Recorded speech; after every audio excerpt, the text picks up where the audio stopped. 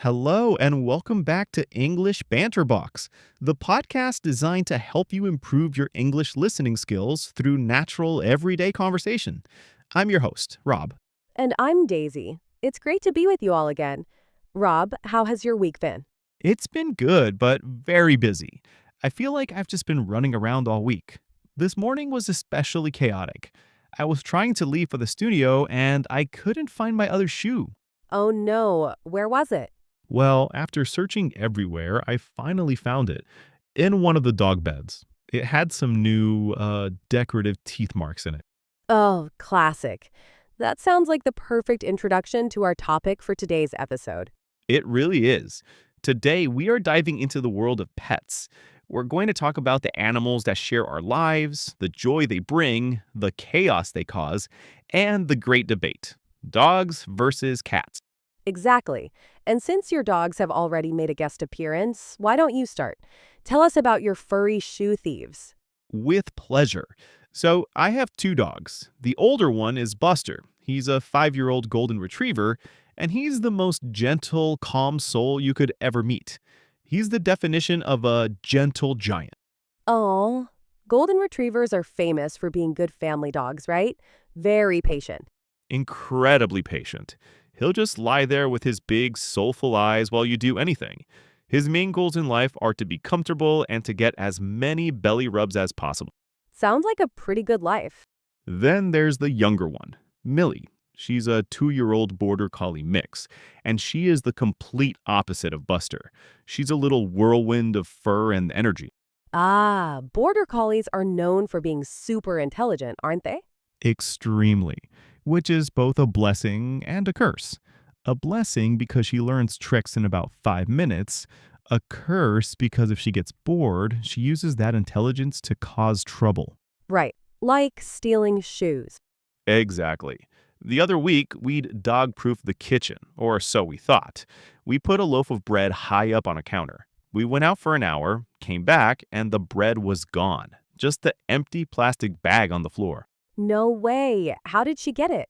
We figured it out later. She had pulled a dining chair from the other room, dragged it into the kitchen, and used it as a step to get onto the counter. That's amazing. You can't even be mad at that. You just have to be impressed. That's exactly it. You just look at her and think, you're too smart for your own good. So keeping her entertained is basically a full-time job. Lots of walks, puzzle toys, training sessions. So, what's the dynamic like between the two of them? The calm older one and the energetic younger one? It's actually really sweet. Millie clearly adores Buster. She's always trying to get him to play, and she'll bring him toys and drop them on his head. Buster is mostly tolerant. He acts like the patient older brother who is slightly annoyed but secretly loves it. Mm-hmm. That sounds so familiar.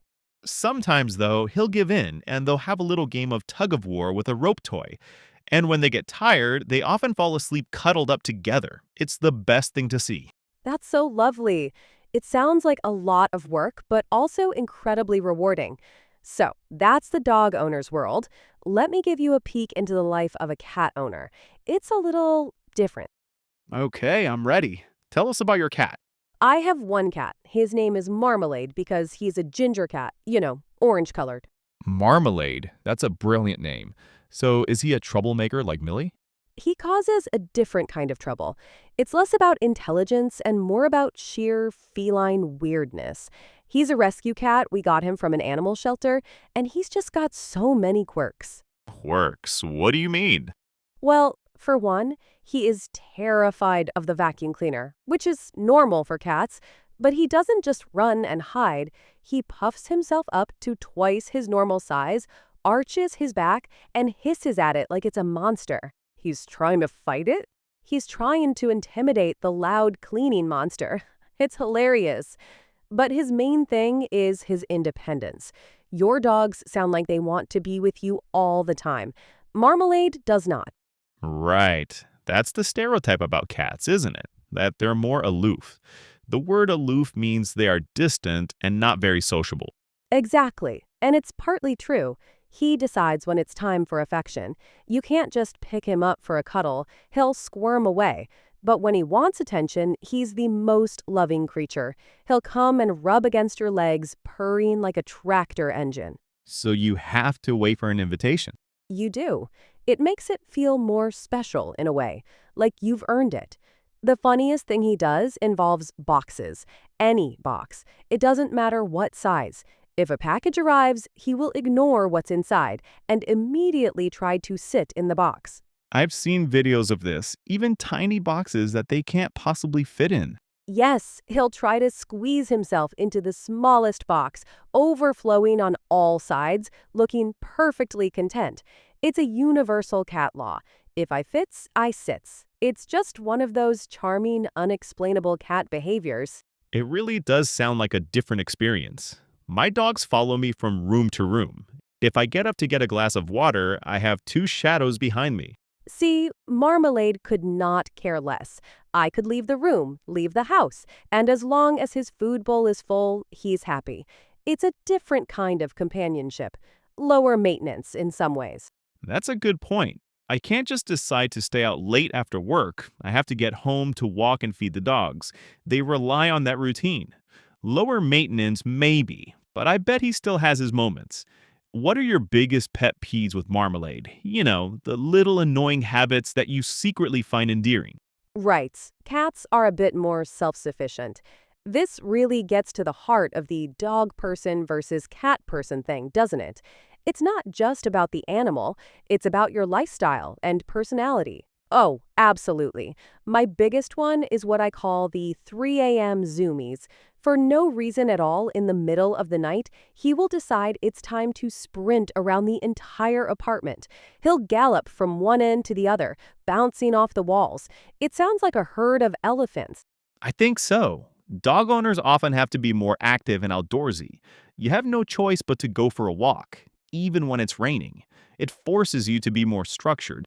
Whereas cats fit well with a homebody lifestyle, someone who loves a cozy evening on the sofa, although they do still need playtime and attention, of course. Of course, but no matter which animal you choose, the biggest thing to consider is the commitment.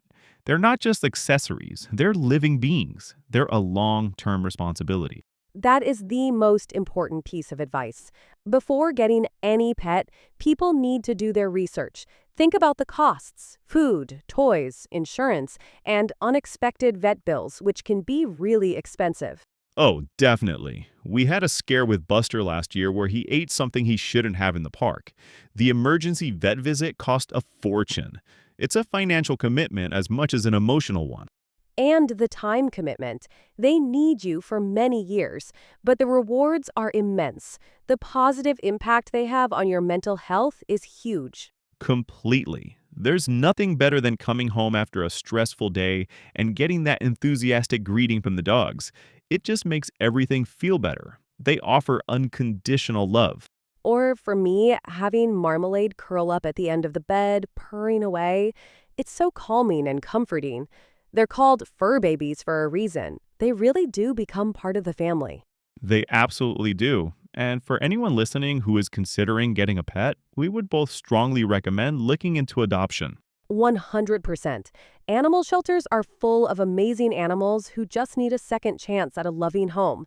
Giving Marmalade that home has been one of the best decisions I've ever made. Well, I think that's a perfect note to end on. That's all the time we have for today on English Banter Box. We hope you've enjoyed our stories about our furry family members. We hope you also learned some useful vocabulary for talking about your own pets. Words like aloof, quirks, or phrases like a bundle of energy.